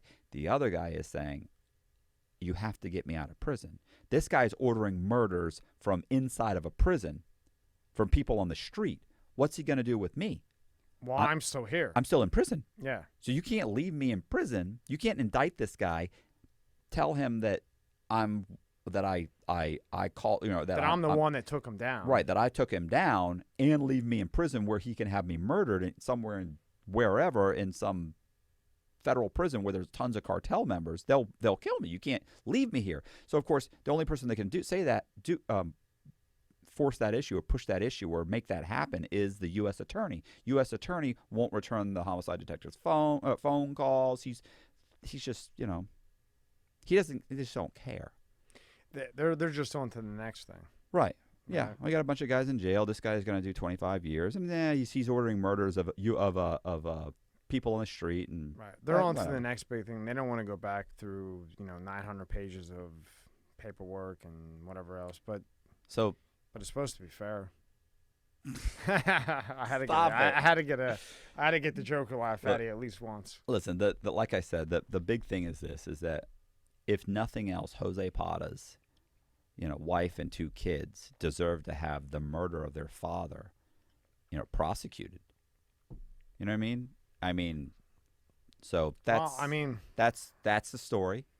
I think this is a good one. I think this is a killer. Yeah. Well, listen, the homicide detective, I sent him the stuff. He was making calls. He's going to do this. He's going to do that. But there's only so much he can do without the U.S. attorney agreeing. Yeah. Agreeing that basically, I'll make sure these guys don't get killed in prison. And both of the and this, listen, the one guy is already out of prison. So one of the guys is already out. Which one's that? Chris's buddy. Like, literally, they were sitting together, and Garcia started talking. They were talking about the whole situation, and he ended up blurting out again, "Fuck him! I'm glad I fucking ordered that murder. I'm glad I had him killed. He's a fucking snitch." He said it right in front of the other guy. So now it's Chris, and it's the other guy, and he's telling it to somebody else in another prison. Problem is so the one guy, Chris's buddy, he's already out. So he's out. But once again, Chris is saying, look, you can't really talk to him because he's going to implicate me and I'm going to get myself fucking killed. And it's not like Garcia doesn't know who he said it in front of. Right. And it's not like he can't make one letter sent to whatever prison or call. Absolutely. Or whatever. They're all connected, Absolutely. And here's the other issue. You know what throws me off is that you would think that even, I know there's like dirty U.S. attorneys and attorney generals, but don't you think about like the family? Like, the guy got taken out with his kids locked in a room and his wife there. I don't know. I mean, To me, it's another indictment. You would do so. There's some reason. I don't know what that reason is. The homicide detective was even saying, "Look, it's bizarre. I don't know what the issue is." what do you think it is? Here's what really bothers me is that Chris is going to be released in a couple of years. So it's like, what? The guy's done 24, 25 years. Why wouldn't you cut him loose? Like, are what's you another 3 years at this right? point? You're you're Lazy? talking about knocking off 3 years. Lazy? You think it's just lazy? They don't want to deal with it. I don't know, because I've seen them prosecute people for things that it's like, why would you even prosecute this guy for this? Why would you? I know a guy that got 10 years because his son was actually making meth in like the trailer in the backyard or something, and he knew it, and somebody called and the father answered the phone, like probably once or twice, answers like, what? And the guy's like, hey, tell him I'm coming by to pick up something, such and such. He's like, all right. So he relayed the message. They prosecuted him. He got 10 years. So they prosecuted him and said, look, we want you to cooperate against your son. He said, well, I can't do that. And they said, okay, well, then the minimum mandatory is we're going to put you on the conspiracy. We're putting you on as one of the conspirators in the indictment. You're the one taking the phone calls. He's like, I took 3 phone calls. And I didn't even really say what exactly it was. I just knew he was coming to pick up something. Did you know that was methamphetamine? Well, I mean, yeah, I knew it was methamphetamine. I knew what he was doing, but it has nothing to do with me. Guess what? You're on the indictment. You're getting 10 years. And they So he gave him took 10 years? He did 10 years. Jesus. It's like, why would you do that? What are you doing? And I've seen other guys where the U.S. attorney somebody hasn't cooperated. Like I knew a kid that wouldn't cooperate against his father.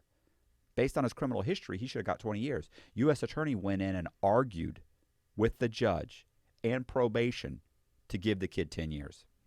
Don't give him 20 years. All of his cases are drugs. They shouldn't be considered. He's a drug addict. And literally got him 10 years. I saw his PSI. I saw everything. But don't you think that's the right thing to do? That is the right thing to do. I'm saying it's extremely rare for them to try and Right. do that. I always love this. They make you sound like you are they'll make these guys sound in sentencing transcripts like they are just the most vicious, heinous criminals of all time. And then the BOP sends them to a camp. So if I'm this horrible, violent, despicable human being that should never get out of prison, and the BOP says, send him to a camp with no fences. He's fine. Yeah. And What's a going camp, on? a camp is a prison with no walls, No fence, walls. so you could pretty much run off of it if you Oh, want to. and they do all the time. Yeah. Guys will leave, go have sex with their wives and girlfriends, come back, go buy stuff. There are guys, pizzas are getting delivered like in the woods outside of like Atlanta. Like these guys will deliver a pizza to this, and they'll escape, go wait for the pizza guy to show up, get 5 pizzas, then sneak back into the prison and sell the pizzas. My friend was in, right? And he was in a camp. And he first got there and he saw these guys like climbing up and down rocks. And like they're in the camp. Right. Like up and down rocks, up and down hills. And he's like, what the hell is going on with this shit? He's never been to prison before. Right. It's like some petty ass crime. Well, he finds out later that they're training to get to the highway before the next count. Because like in a camp, it's like they come 3 times a day, say, right? Yeah. So these guys are literally training on like hills to make it through the terrain to get to the highway, to pick up the backpack of cell phones, whatever else. To come back and sell them. And come back. And he's there and he's like, what are these guys doing? I mean, they're like working their ass off. In Atlanta, there was a huge article in Atlanta like 5-6 years ago. Guys they put a fence around the Atlanta camp, but you could easily climb it, and they cut holes in it and everything. So the inmates are jumping the fence or sneaking or climbing the fence or going through the holes, getting out, going and robbing 7-Elevens, coming back. And at one point, they had robbed the 7-Eleven. They were in a car. They robbed the 7-Eleven, and one of the things they got from the 7-Eleven was a bunch of cell phones.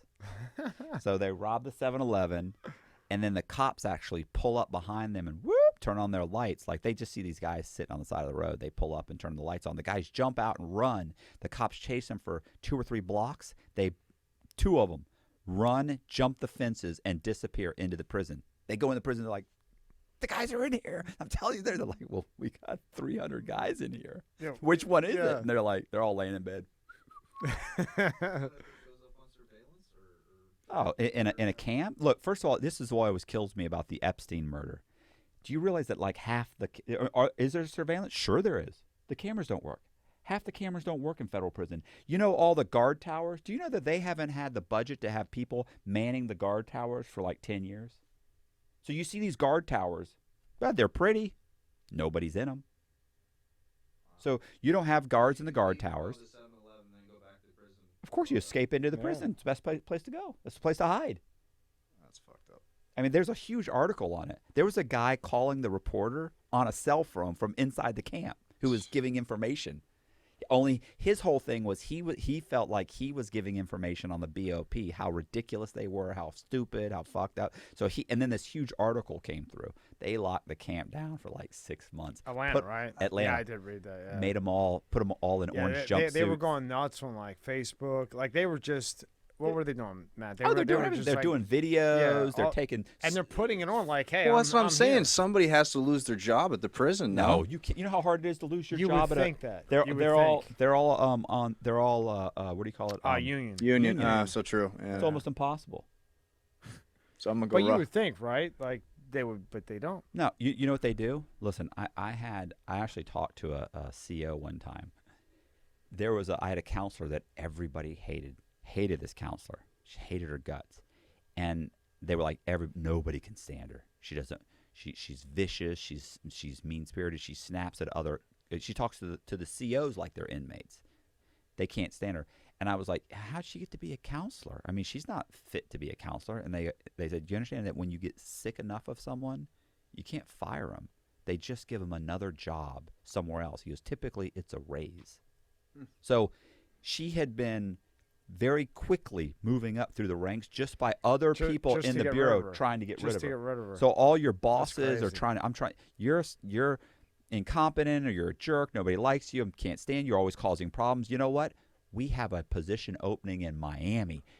You're going to be instead of being a counselor, you're going to be a case manager. It's more money, but you have to move, and we give you a per diem to move and everything else. Well, that's the third time I've been moving in 5 years. Why do you think that is? So it's like I go into McDonald's, I'm flipping burgers. They hate me, and they're just like, look, manager, we'll give you a manager job, but you got to go to California. Right. Now you're there. They hate you there. Yeah. Hey, now you're going. We'll give you a regional district or Western district. Right. But now you have to. But now you got to go to Oklahoma now, or whatever. Where do I sign up for that job? Arkansas. That's how a lot of you'd be shot. Government jobs. A lot of them, they just can't get rid of them.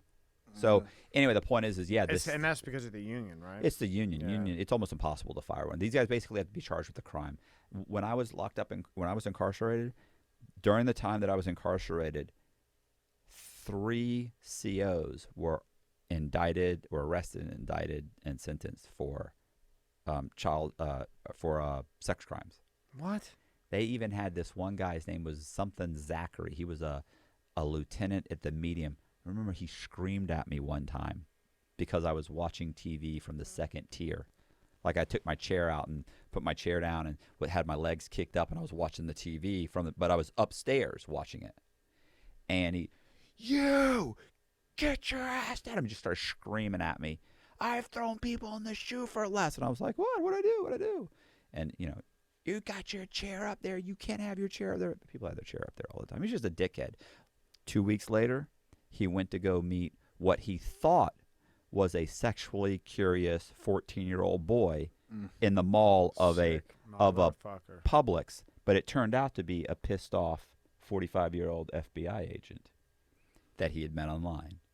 So, yeah, boom, poor Zachary. Couldn't happen to a nicer guy. Another guy, 2 guys at the Low were actually looking at child porn while at work.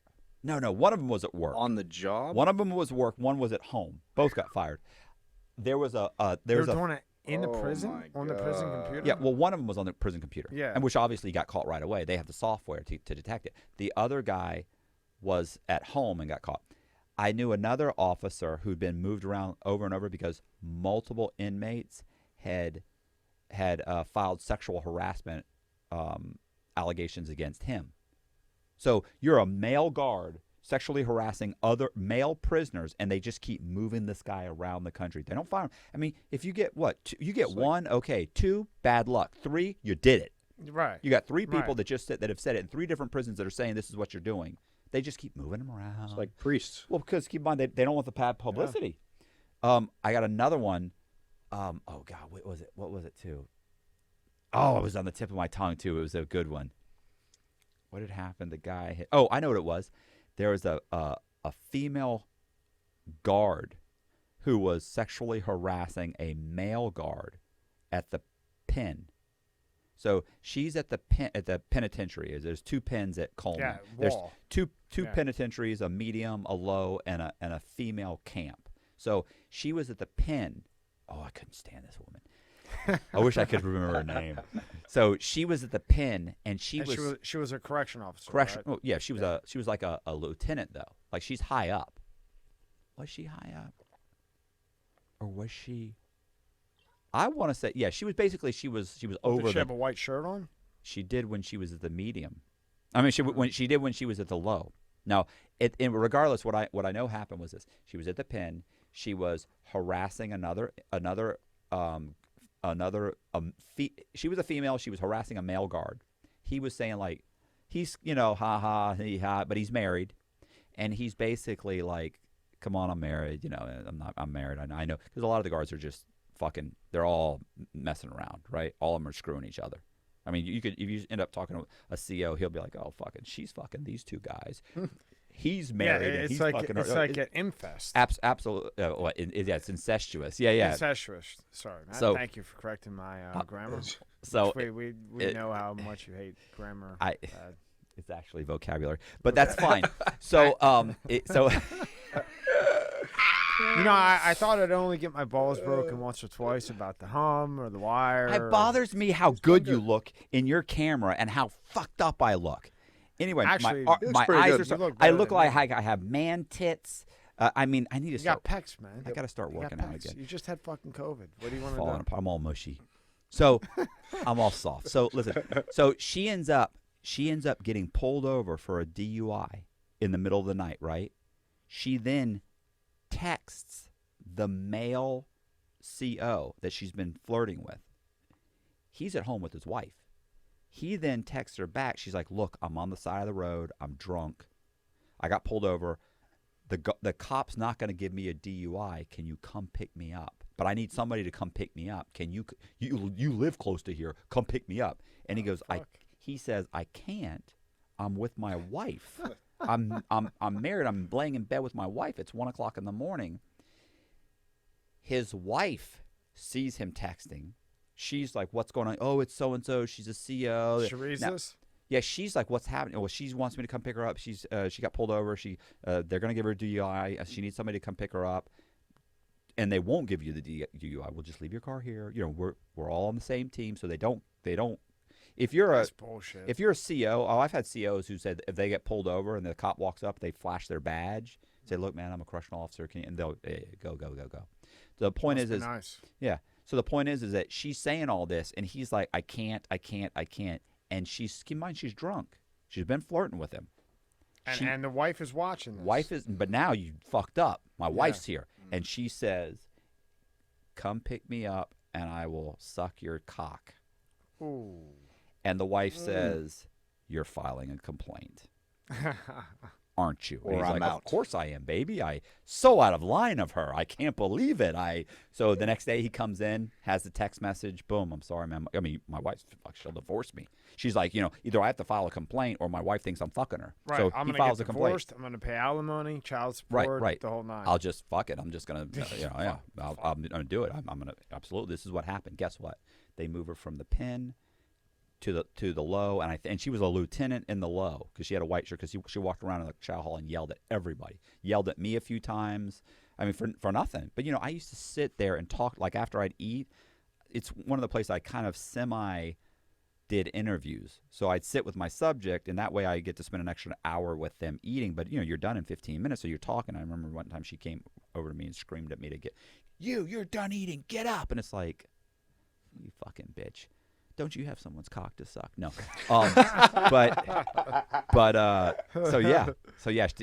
They didn't fire her. Sexual harassment, didn't fire, just moved her one prison to the other prison. I'm sure once she got cleared, I don't know how she'd get cleared, But she didn't get fired. Eventually, she was just transferred somewhere else. After about 6 months, they up and transferred her across the country. That's what I heard happen. And We're they'll just just keep moving around. Yeah, The just- union protects her. Yeah. You know. So that's it. So Good times. with Good the times. source, Good job. back to the source, right? You can get a BOP job. You can get a CO job. You don't even have to have your high school diploma. You have to have it within 6 months, and you can get it deferred 18 months. Wait, so you can go What did you just say? I can be a correction officer with no high school diploma? no high school diploma as long as you have 1 year. All they require you starts at 34,000 or 36,000 a year for base pay, and then you get overtime. And all you have to do is not be convicted of a crime and have 1 year incarceration experience. So if you went into the military, that counts. If you worked as a CO at a county jail, anything, you can have your GED. You can not have it, and you can get it. Like I had a CO tell me that one guy went 2 years without getting it. He eventually had his girlfriend do it online for him. This is what you understand. These guys are on pills, like they're hooked on oxys. It's hilarious. I mean, they're as fucked up as the inmates. They really are. It's almost sometimes like who's more fucked up when you start hearing about all this shit. Well, what's amazing is that this guy's telling me what to do, and I can tell right now he's all fucked up on oxys. This is blowing my mind. I thought this stuff, but I'd never, You don't get to the top of your field and end up working for the BOP. This is like a story in and of itself. This is like a whole nother, Trying to think of some other crazy stuff. There's a bunch of just nutty stuff that happened that of COs that are. It's just, but but as like a citizen, you don't, somebody's never been in there. You hear it and you think it's like bullshit. But I mean, keep in mind too, the job, it's easy, but it also sucks. Okay, it's a terrible fucking job. It is. It doesn't matter. Guys are like listen. Most COs, all they talk about amongst each other is overtime. Yeah. They all live paycheck to paycheck, even though they're all making $80,000 a year. Because right away, your base pay is this, but they all work overtime, and the overtime is 2.5 times your normal pay. So you work an extra 10 or 20 hours, immediately your $36,000 jumps to 60 or 70. They got government benefits, and then they Of got a course. pension. And if they go 20 years, they can retire with like what it is, 60% or 70%. Plus, listen. I know some guys that are working on their third government pension. Like I went into the military when he was 18. Then he got out and went and did something else for this many years. Now he's working at the BOP. So in other words, like he's getting like the military pension. Then he's getting, let's just for Cops, example, he's getting like a police. fireman pension, and now he's getting the BOP pension. Absolutely. Okay, so But the job does suck. It's boring. It's very repetitive. It does suck. I mean, I understand you're basically got a guy that could work it. He could work at 7-Eleven. He's capable of working at 7-Eleven or the BOP because I mean both jobs basically don't require that much. You're just standing there. Pretty much, you're standing there. taking a You're walk. counting. But that sucks. Like Yeah. everybody thinks, oh, that's a cake job. It's actually boring, super boring, and boring eventually catches up to you, and it sucks. Henry Ford, when he did the whole assembly line thing, you understand he had a huge turnover. In the middle of the Depression, he had a huge turnover. And he didn't understand why, but everybody's complaint was, all I do all day is boom, boom, boom, boom. Guys are committing suicide. So he actually turned around and said, I'm going to start paying 2.5 times what all of my competitors pay. But you have to remain here for, I think it was like 2 years. So you get paid a normal wage, but after 2 years, you get all the back pay. I'm pretty sure that's how it works. And that was a way to sucker him in to keep him there, right? At least I get you for 2 years. You know what was happening when people were getting that check? Quitting immediately. I can't do it anymore. Yeah, because they were just bored as hell. Right. So they eventually figured out, look, we can't just have these guys standing in line. We're going to have them do multiple things just to keep them interested in their jobs. They're actually giving them extra things to do in different departments and move them around to keep them interested. That's the BOP. They got to pay you so much money because it's such a repetitive job. It just sucks. These guys hate it. And they're all miserable. They're all miserable fucks, which is the only thing that makes it bearable being there, knowing your life sucks. So you're talking shit to me, but I know your life sucks. And you know that when they go home, who's wearing the Oh yeah, they're yeah. It's So if I want the source, how do I? It's get kind of the like my source? relationship. Well, we know he was wearing the panties Yeah. in that one. Yeah. It's definitely not you. So how do I get the source? I mean, look, it's not a book. You can go online. Why in the hell don't you make this into a book? Because it is a complicated story. It's a great story. I didn't make it. I probably, if I added, I mean, I probably could make it into a book, but there's just no reason to. At this point, it was just an amazing story, and the whole way it worked out, and there were twists and turns, and I was so shocked that the guy had ordered the murder from inside prison. Just the whole thing just killed me. It's on my website, which is Inside True Crime, and it's also, by the time this airs, I should have a narrated version. Oh no, buddy, we got the new system. Well, This is done right when we're done. That's right. you're gonna have to hold off a week. So I'm gonna have a narrated version on my YouTube channel. I have a YouTube channel. It's called Matt Cox and Inside True Crime. You just put Matt Cox, and you should go. Oh, you could put a link. We'll put a link. Yeah. Nobody ever. Have you ever watched the analytics on your thing? Like in mine, it's like wow, I got great watch time, and then just before when I start just going like, hey, subscribe to my channel, do this, boom, everybody drops off. It's like the last. They're like, fuck you at the end. Last right? 2 or 3 minutes is just complete. It's like a cliff, bam, drop off. So, Well, because and I you think don't they're do probably that like at it's all. over. You don't do that. Like I started doing it at the beginning. Yeah. I'm getting better, more people subscribing now too. By the way. No, I see you're going up. Yeah. So I mean, just because I usually do it at the end, because first of all, I don't want to do it anymore. It makes me feel like I'm begging, like join my channel. But the truth is, you know what? It's like these guys that bitch about the ads. I have a bunch of guys that will bitch about ads. They're like, bro, there's so many ads. What do you think? Do you really think that I'm going to spend 10 or 20 or 30 hours a week putting up videos and make no money? But YouTube is only like $15 a month, and you have no ads. It's what?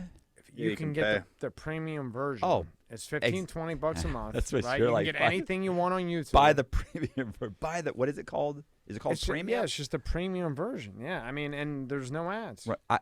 I you know what? Why I know? Because why the ads don't bother me, because I have that version. So do Like, I. I don't pay for the I ad. haven't watched an ad in. Right. It's like So- Pandora. I mean, you want to listen to music and you want to pay for you want to pay not to listen to ads, you pay for it, or you Yeah. just bear it out for the 30-second But ad. I mean, and- YouTube has everything. I mean, you Skip pay it. 15. I think it's like $15.99, Listen, and you I- never have to watch a fucking ad in your life. And music. I got all my And, yeah, music. music. I Yeah, got me all, too. and you can download, and even if you don't have reception, you have all the You can downloads. download and it saves it. Right. I mean, And with that service, by the way, I don't know if you know this, but with that service, you know how normally YouTube, you used to have YouTube open to be watching or listening. If yeah, you close- it plays in the background. right. Now you can shut it and go anywhere. Yep, you can shut it off. lock Everything. the phone and you can still hear it. You can still Yeah. hear it, watch it. Well, not watch it, obviously, you're in another app. But yeah, you Yeah. can hear it. Yeah, the whole time. Yeah, it's awesome. And just get All the right, thing. well, I hope you write the book. I hope people buy Right, the things. So they look, you stop can bitching go. about You the can. ads. You can go. You can go to the website and read it for free. You can go to my channel and listen to the narrated version. It'll be up in a week. Okay. And yeah. by the time this comes out, it'll be up. All right. All right. And it'll probably be it's way easier to follow it than what I just did. Will you narrate for them? Like they? No, I don't narrate it because I'm a horrible reader. I'm not smooth at it. I'm not good at it, and the narrators are just 10 times better. See, I think you should. I think you should because you got a good voice. I'd like I- to hear you Matt wrote Cox. it, It'd take forever. It'd take because I'd have to say stuff over and over again, and these guys are so much better at it than I am. Even though I have guys bitch and moan, well, I want you to read it. Yeah, but the story's not about me.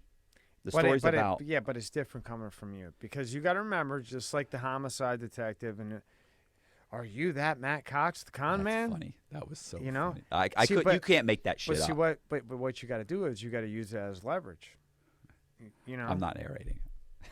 All I right, can't all do it. right, I all can't do right. it. I've asked You're, 3 you, times. yeah, to you it, do but- understand. I also have dyslexia. It's difficult for me to read. It's a real problem. Yeah, you don't that's- want me reading it. No, it's Trust amazing that me. you have dyslexia the way that you do. I thought you were joking when you No, first told me. it's bad.